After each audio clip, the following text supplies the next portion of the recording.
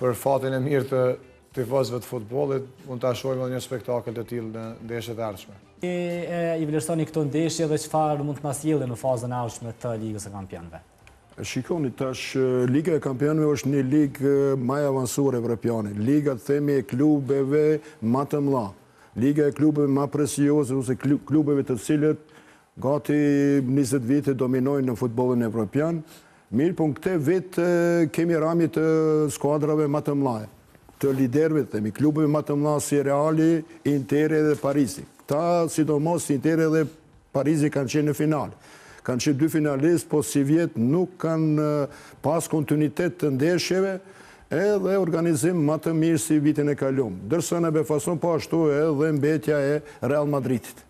Po pra, pikërisht 2 ekipe të gjigante evropiane i nevojitet faza e play-offit që ta sigurojnë kalimin tutje në Ligën e Kampionëve. Bledar, e pam që do të kemi edhe një ndeshje të dytë ndërmjet Benficës dhe Real Madridit, duke marrë parasysh mënyrën se si shkoi ndeshja e kaluar ku një gol në minutat e fundit i asiguroi Benficës mundësinë që të marrë pjesë në play-off. Si presni që të shkojë kjo ndeshja e dytë?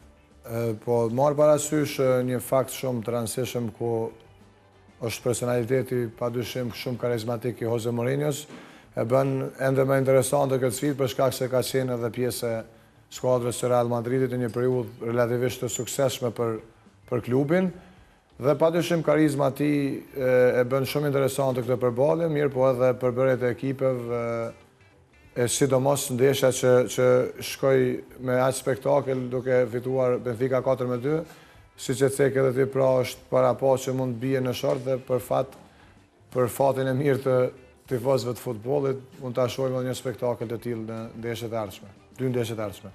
Atëherë, zotëri Feta, a janë arrit ato pritshmëritë që kanë qenë nga UEFA kur vendosi ta ndryshoj formatin e Ligës së Kampionëve për të dalë nga faza e grupeve fillestare e ligës dhe për të kaluar në këtë formatin e ligës që është aktualisht? Padyshim është avancuar, sidomos ju dhënë mundësi shumë ekipeve tjera të cilët janë një rang më poshtë në garat evropiane apo në ligat evropiane, ndërsa ju e dini paraprakisht para disa vite disa skuadra të mëdha evropiane siç ishte Liverpooli, Barcelona, Reali deshën ta bëjnë një ligë të giganteve, themi të klubeve më të mëdha, pastaj intervenoi ndërhyri UEFA dhe e krijoi këtë format të cilën sot e kemi këtë Ligën e Kampionëve, ku morin pjesë shumë skuadra të cilët mund të themi nuk janë ndoshta konkurrent të këtyre skuadrave, themi në thojë gjigante në futbollin evropian, siç është atje Reali, Barcelona, Interi,